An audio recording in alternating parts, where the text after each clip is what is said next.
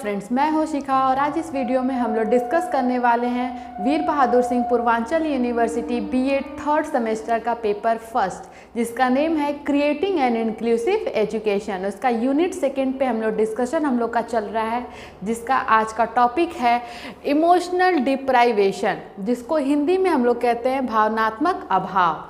चलिए friends, video start करने से पहले आप सभी लोगों से रिक्वेस्ट है कि जो लोग भी इस चैनल पे नए हैं वो इस चैनल को सब्सक्राइब कर लें और बेल आइकन को प्रेस कर दें, ताकि जो नेक्स्ट वीडियो की नोटिफिकेशन है वो आप लोग को जल्द से जल्द प्रोवाइड हो सके। चलिए फ्रेंड्स, वीडियो को स्टार्ट करते हैं और देखते हैं, डिस्कस करते हैं कि जो हमारा इमोशनल डिप्राइवेशन है वो क्या है, वो किस में पाया जाता है, क्या ये एक डिसऑर्डर है या फिर जो है ये एक डिसऑर्डर नहीं है। चलिए फ्रेंड्स, हम लोग जो है बात करते हैं इमोशनल डिप्राइवेशन। जैसा कि फ्रेंड्स मैंने आप लोग को पहले बताया कि जो इमोशनल डिप्राइवेशन है, इसका हिंदी में अगर हम लोग मीनिंग देखें तो क्या कहते हैं इसको, भावनात्मक अभाव। अब आइए इस जो है इमोशनल डिप्राइवेशन को डिटेल में समझते हैं कि किसको कहेंगे इमोशनल डिप्राइवेशन, भावनात्मक अभाव। तो फ्रेंड्स, वो सारे स्टूडेंट, वो सारे चिल्ड्रन, वो सारे इंडिविजुअल, ये जो है भावनात्मक अभाव किसी भी इंडिविजुअल में, चाहे वो छोटा हो या फिर बड़ा हो, ये किसी में भी जो है पाया जा सकता है। तो सबसे पहली और सबसे बड़ी बात ये है कि ये इमोशनल डिप्राइवेशन, जिसको हम भावनात्मक अभाव कहते हैं, ये कोई डिसऑर्डर मतलब विकार नहीं है। It is not a disorder, मतलब ये किसी भी प्रकार का विकार नहीं है।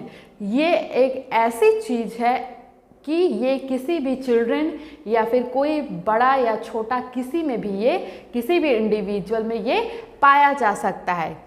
हम लोगों ने डिस्कस किया, जो पहली चीज़ है कि ये एक डिसऑर्डर नहीं है, इसको हम विकार नहीं कह सकते हैं। ये जो है इमोशनल डिप्राइवेशन, भावनात्मक जो अभाव है, ये बच्चों में भी पाया जा सकता है और बड़ों में भी पाया जा सकता है। और ये किस चीज़ पे डिपेंड करता है, it is depend upon the situation, मतलब ये परिस्थितियों के पे जो है डिपेंड करता है, चाहे वो बच्चे हों चाहे वो बड़े हों। तो अगर सिचुएशन अगर अच्छी नहीं है, जो परिस्थिति है वो अगर अच्छी नहीं है, तो ये इमोशनल डिप्राइवेशन हो सकता है। कोई भी इंडिविजुअल, कोई भी व्यक्ति इमोशनल डिप्राइवेशन, भावनात्मक अभाव का शिकार हो सकता है।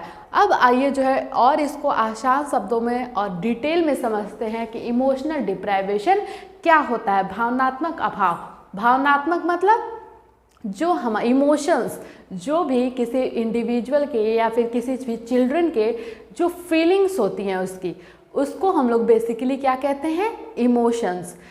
अगर जो है सिचुएशन अगर अच्छी होती है, पॉजिटिव होती है, तो ये जो हमारा इमोशनल फीलिंग है किसी भी इंडिविजुअल के अंदर का, वो क्या होता है, गुड होता है, एक्सीलेंट होता है, अच्छा होता है, मीन्स पॉजिटिव हो सकता है, जिसको हम लोग कहते हैं सकारात्मक फीलिंग। लेकिन अगर इसी को रिवर्स कर दिया जाए, अगर परिस्थितियाँ, सिचुएशन अगर जो है अच्छी नहीं होती हैं, तो ये जो इमोशनल है, इमोशंस है, किसी भी इंडिविजुअल के अंदर का फीलिंग्स जो होता है वो क्या हो जाती है, निगेटिव हो जाती है और डिसेबल्ड हो जाती है, मतलब डिस्टर्ब हो जाती है। उसकी फीलिंग्स, जो उसके इमोशंस है, वो किसका रूप ले लेते हैं, निगेटिविटी का, मतलब उसकी सोच जो होती है, उसकी फीलिंग्स जो होती है वो नकारात्मक हो जाती है। तो सबसे बड़ी और सबसे इम्पॉर्टेंट बात जो है इस इमोशनल डिप्राइवेशन की है कि अगर कोई भी बच्चा या फिर कोई भी इंडिविजुअल अगर इमोशनल डिप्राइवेशन, भावनात्मक अभाव से गुजरता है, तो वो उसको जल्दी से ठीक होने में टाइम लगता है। वो जो है जल्दी से इसको रिकवर नहीं कर पाता है। उसके लिए, रिकवर के लिए जो है उसको फैमिली सपोर्ट, सोसाइटी सपोर्ट और टीचर्स के सपोर्ट की बहुत ज़्यादा ज़रूरत होती है। माना ये जाता है कि अगर कोई भी इंडिविजुअल हो या फिर बच्चा हो, चिल्ड्रन हो, अगर उसको कोई जो है इंजरी होती है, तो वो रिकवर जल्दी हो जाती है as comparison to the emotional deprivation. मतलब क्या कि अगर कोई भी इंडिविजुअल हो या फिर चाइल्ड हो, अगर उसको घाव हो जाता है, उसके शरीर में कोई भी किसी भी टाइप की इंजरी हो जाती है तो वो जल्दी भर जाता है। लेकिन अगर उसकी फीलिंग्स पे जो है चोट पड़ जाती है, उसकी फीलिंग्स जो है एक बार अगर फीलिंग्स का अभाव हो जाता है उसके अंदर, तो वो जख्म जल्दी नहीं भरता है। तो चलिए फ्रेंड्स, हम लोग यहाँ पे बात कर लेते हैं कि ये इमोशनल डिप्राइवेशन मतलब भावनाओं का अभाव जो है किन किन कारणों की वजह से होता है। तो हमारा जो सबसे पहला जो सबसे मोस्ट इम्पॉर्टेंट कारण क्या है, आजकल जनरली हमारे सोसाइटी में देखा जा सकता है कि जो इमोशनल डिप्राइवेशन है, इसके सबसे बड़ा जो इम्पॉर्टेंट कारण है वो क्या है, unconditional love in early age. ये जो है सबसे बड़ा और सबसे इम्पॉर्टेंट कारण है जिसकी वजह से हमारे चाइल्ड, हमारे स्टूडेंट्स जो है इस टाइम जो है इमोशनल डिप्राइवेशन, भावनात्मक अभाव का शिकार हो रहे हैं। Unconditional love in early age, उनके अर्ली एज में जब वो यंग होते हैं तब उनको जो है लव हो जाता है। तो अगर वो लव उनको नहीं मिल पाता है तो वो सारे बच्चे जो है भावनात्मक अभाव से गुजरने लगते हैं, वो एक इमोशनल डिप्राइवेशन का शिकार हो जाते हैं। तो ये फ्रेंड्स जो हमारा पहला और मुख्य कारण था unconditional love in early age. जो हमारा सेकंड कॉज है, ये भी जो है इम्पॉर्टेंट कॉज है, कारण है जिसकी वजह से कोई भी इंडिविजुअल या फिर बच्चा जो है इमोशनल डिप्राइवेशन, भावनात्मक अभाव का शिकार हो सकता है। पुअर रिस्पॉन्स बाय पेरेंट्स, जो हमारे बच्चे होते हैं, चिल्ड्रेन होते हैं, अगर उनके पेरेंट्स का मीन्स मदर और फादर का जो बिहेवियर है, व्यवहार है, अगर बच्चों के प्रति जो है अच्छा नहीं होता है तो वहाँ पे जो बच्चे होते हैं, चिल्ड्रन होते हैं, वो इमोशनल डिप्राइवेशन का शिकार हो जाते हैं। जो रिस्पॉन्स होता है पुअर रिस्पॉन्स बाय पेरेंट्स, जो बैड रिस्पॉन्स होता है, बिहेवियर होता है हमारे पेरेंट्स का जो है, मदर और फादर का अपने उनके बच्चों के प्रति, अगर ऐसा होता है और बच्चा जो है इमोशनल डिप्राइवेशन का शिकार हो जाता है, तब उसके लिए एक वर्ड यूज़ किया जाता है, साइकोलॉजिकल एब्यूज़। इसको जो है अगर इमोशनल डिप्राइवेशन का जो कारण है, अगर वो जो है पुअर रिस्पॉन्स बाय पेरेंट्स मतलब बैड बिहेवियर ऑफ पेरेंट्स की वजह से होता है, तो उसको क्या कहेंगे हम, साइकोलॉजिकल एब्यूज़। जो हमारा थर्ड नेक्स्ट कारण है, कॉज है जो है इमोशनल डिप्राइवेशन का, वो क्या है, रिजेक्शन ऑफ चाइल्ड। बहुत सारी ऐसी सिचुएशंस आती हैं जहाँ पे बहुत सारे चिल्ड्रन को सेलेक्ट किया जाता है और बहुत सारे चिल्ड्रन को रिजेक्ट किया जाता है। तो जो रिजेक्शन ऑफ चाइल्ड है, यहाँ पे जो है बहुत सारे स्टूडेंट ऐसे होते हैं, चिल्ड्रन ऐसे होते हैं कि उनको रिजेक्ट करने की वजह से जो है वो इमोशनल डिप्राइवेशन, भावनात्मक अभाव का शिकार हो जाते हैं। जो हमारा नेक्स्ट कारण है वो क्या है, डोमेस्टिक वायलेंस। मतलब कि जो हमारे जो डोमेस्टिक मतलब घरों में जो भी वायलेंस होता है, उसकी वजह से भी जो है हमारे बच्चे जो है इमोशनल डिप्राइवेशन का शिकार हो रहे हैं। अब डोमेस्टिक वायलेंस किस किस टाइप का हो सकता है, ये फिजिकल भी हो सकता है, इमोशनल तो हो ही जा रहा है, फिजिकल हो सकता है, सेक्सुअल हो सकता है और ये साइकोलॉजिकल भी हो सकता है। इन सारे डोमेस्टिक वायलेंसेस की वजह से जो हमारे समाज के बच्चे हैं, चिल्ड्रन हैं, वो किसका शिकार होते जा रहे हैं, इमोशनल डिप्राइवेशन के। जो हमारा नेक्स्ट कारण है, कॉज है, वो है सिस्टम एब्यूज़। अब आइए इसको समझते हैं कि जो हमारा सिस्टम एब्यूज़ से क्या मतलब है, इस सिस्टम एब्यूज़ से क्या रिलेशन है हमारे इमोशनल डिप्राइवेशन का। तो सिस्टम एब्यूज़ मीन्स हमारा जो कंट्री है, हमारी सोसाइटी है, कम्युनिटी है, उसके जो सिस्टम है, कभी कभी जो है उसकी वजह से भी जो है इमोशनल डिप्राइवेशन जो है देखने को मिलता है हमारे बच्चों में। जैसे कि एग्जाम्पल ले ले, जो सिस्टम एब्यूज़ है, बहुत सारी ऐसी पॉलिसीज़ हैं और बहुत सारे ऐसे लॉ हैं हमारी कम्युनिटी में, सोसाइटी में, कंट्री में, कि बच्चों के टेकिंग केयर और प्रोटेक्शन के लिए कभी कभी इन पॉलिसीज़ की वजह से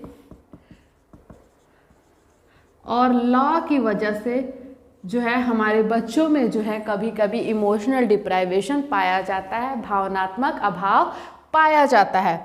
जो नेक्स्ट काज है वो क्या है? स्कूल। अब बात आती है कि स्कूल के कारण से क्यों जो है बच्चों में है इमोशनल जो है डिप्राइवेशन पाया जाता है। बच्चे स्कूल की वजह से जो है भावनात्मक अभाव कैसे उनमें पाया जाता है? तो हमारा जो स्कूल्स है वहाँ पे जो सबसे इम्पॉर्टेंट मेंबर होते हैं वो कौन होते हैं? टीचर।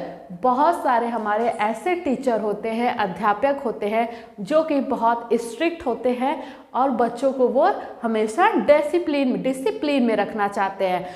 उन स्ट्रिक्ट डिसिप्लिन की वजह से भी जो है हमारे बच्चे भावनात्मक अभाव का शिकार हो जाते हैं और उनको हम लोग कहते हैं कि बच्चा इमोशनली डिप्राइव्ड हो गया है। क्यों?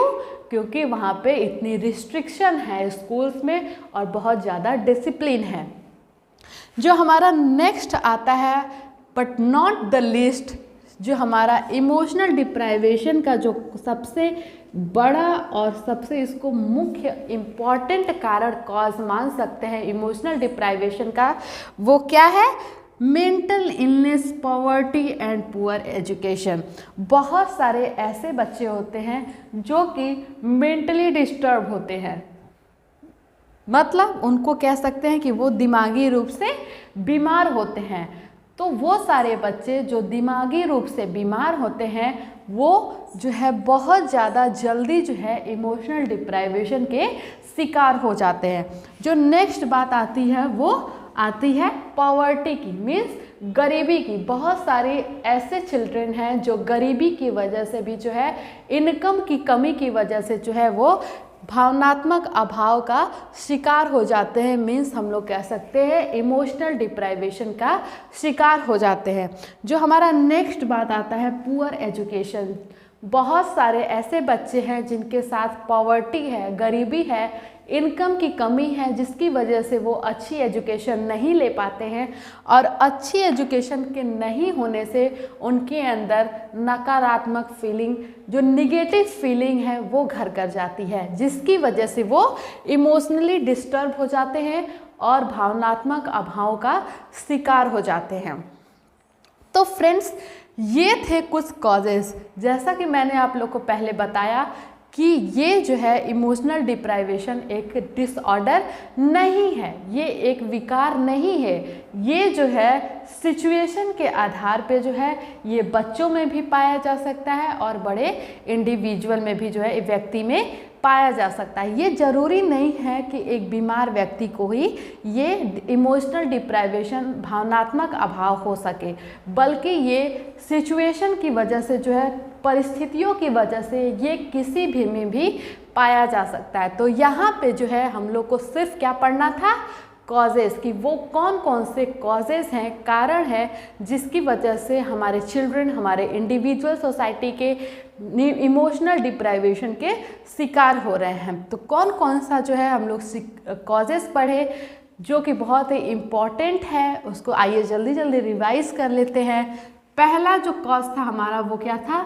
Unconditional love in early age. जो सेकेंड था पुअर रिस्पॉन्स बाय पेरेंट्स, जिसको हम लोग वर्ड यूज़ किए थे साइकोलॉजिकल एब्यूज़। जो हमारा थर्ड था वो था rejection of child. Fourth one is domestic violence, वो फिजिकल हो सकता है, सेक्सुअल हो सकता है, साइकोलॉजिकल वायलेंस हो सकता है। और जो नेक्स्ट हम लोग बात किए थे सिस्टम एब्यूज़। एंड नेक्स्ट जो था वो स्कूल था। और लास्ट जो हम लोग पढ़े वो था mental illness, poverty and poor education. तो फ्रेंड्स, ये थे जो है कुछ कॉजेस, वो सारे कारण जिसकी वजह से हमारे बच्चों में, हमारे इंडिविजुअल में इमोशनल डिप्राइवेशन पाया जाता है। तो फ्रेंड्स, आई होप आप लोग को ये वीडियो अच्छी लगी होगी और इमोशनल डिप्राइवेशन जो डिस्कस कर रहे थे हम लोग अच्छी तरीके से समझ में आ गया होगा। तो चलिए फ्रेंड्स, वीडियो अगर अच्छी लगी हो तो प्लीज़ चैनल को सब्सक्राइब कर दीजिएगा और बेल आइकन को प्रेस कर दीजिएगा, ताकि जो नेक्स्ट वीडियो की नोटिफिकेशन है वो आप लोग को जल्द से जल्द प्रोवाइड हो सके। लाइक करिएगा, कमेंट करिएगा और ज़्यादा से ज़्यादा शेयर करिएगा। Thank you.